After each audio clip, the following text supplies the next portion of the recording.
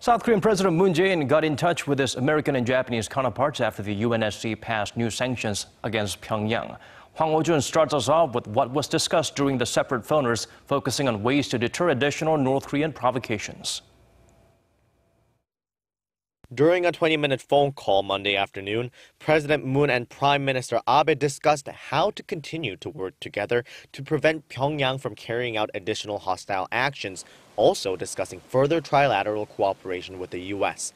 Earlier in the day, President Moon spoke with President Trump for nearly an hour too. They both acknowledged the need for strong security in the region and reaffirmed their intent to cooperate with one another and with the international community to apply the maximum pressure and sanctions to get North Korea to make the right decision and give up its nuclear program. These points are all the more relevant with a joint South Korea-U.S. military exercise slated to take place at the end of August, which could lead to another provocation by the North.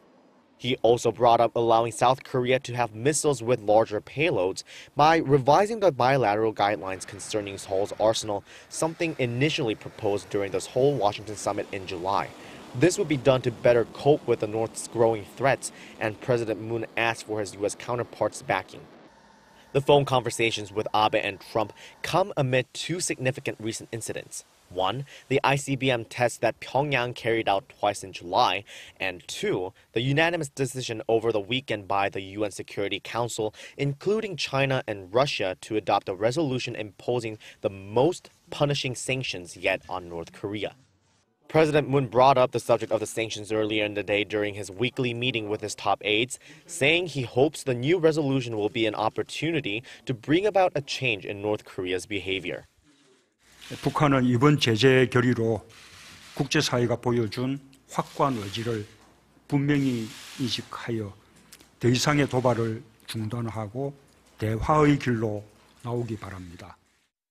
However, President Moon reiterated that the ultimate goal of the pressure and sanctions, which are based on force, is to bring North Korea back to the table for talks, and he underscored that another war on the peninsula is absolutely unacceptable.